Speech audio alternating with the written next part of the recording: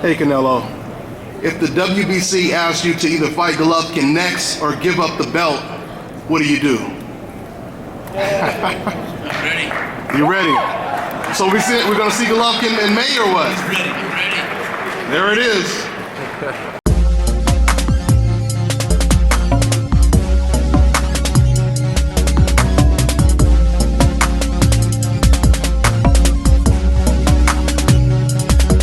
Dante's Boxing Nation, what's going on, guys? Did any of you guys ever imagine that Amir Khan would be up 4-0 against Canelo Alvarez? Now, I know a lot of us expected that Khan, would do good until he got caught, but this is my whole thing.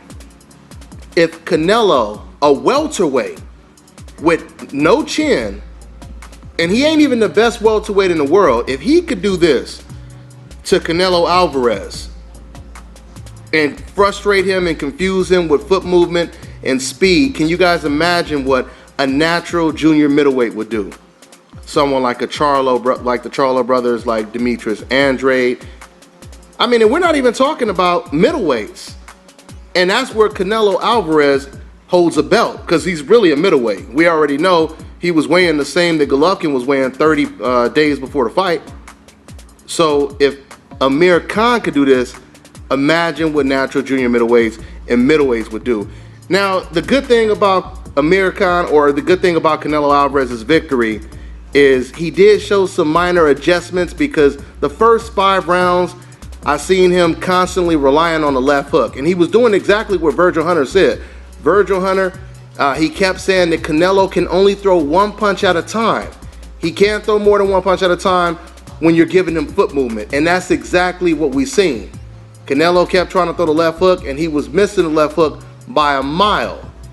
And Amir Khan, he was showing some good head movement. That kind of surprised me too, man, because when I think about Amir Khan, a lot of times he relies more on foot movement and not head movement. So I thought that was a little impressive. I was really impressed with Amir Khan, man. I mean, he shows some decent foot movement. He stayed off the ropes. He didn't have to rely on holding too much. Matter of fact, he really didn't hold at all.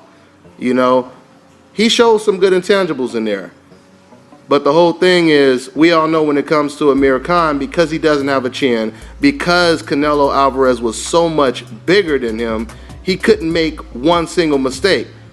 And that's the whole thing. Matter of fact, watching the fight, it looked to me like if they were naturally the same size, I think this might have been a very easy fight for Amir Khan, because Canelo Alvarez would have been forced to respect him more. So, I mean, the hand speed was definitely giving Canelo Alvarez problems. I don't see an improvement from the Mayweather fight. You hear people keep saying, oh, Canelo Alvarez, he's got so much better since the Mayweather fight. But guys, if you notice the pattern, you'll notice that whenever Canelo Alvarez fights a certain style, he has the same problems. When he fought against Lara, when he fought against Trout, and now he's fighting against a welterweight, Amir Khan, he had the exact same problems. Foot movement, hand speed, and just a little bit of natural rhythm that gives Canelo Alvarez all the problems in the world. So it'll be interesting, man, to see who Oscar De La Hoya can dig up for Canelo next. Because like I said before, Canelo Alvarez's trainer, they said that they plan on keeping him at 155 for at least another 3 fights. So who is he going to fight? If he's not going to fight against Erislandy Lara, rematch, the Charlo brothers, Demetrius Andrade, he's not going to fight against Gennady Golovkin, who is he going to fight? Who is he going to fight? And if you're going to fight welterweights, why not fight the best welterweights? Why not fight the winner of Keith Thurman versus Sean Porter? Right? Why not fight someone like that? There's welterweights that have been calling them out. But, the whole thing is, even though we know that a welterweight will still be at a disadvantage, it's just interesting to see how Canelo would do with someone like a Keith Thurman. Matter of fact, I would probably lean towards Keith Thurman.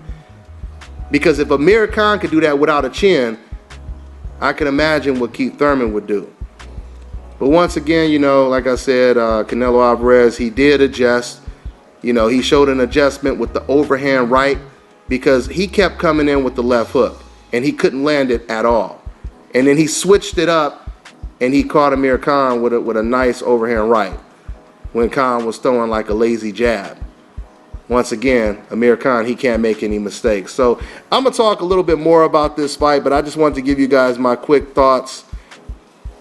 We'll see what happens in the future. That's all I got for now. Congratulations to Canelo Alvarez. We'll see if he steps up and he fights against Gennady Golovkin next.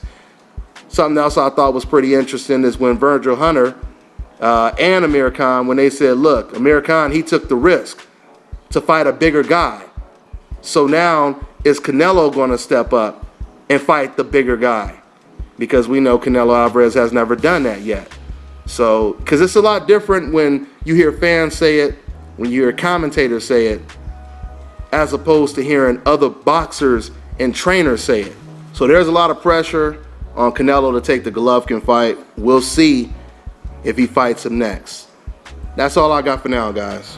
I'm on to the next one. This is Bobby, and you're watching Dante's Boxing Nation.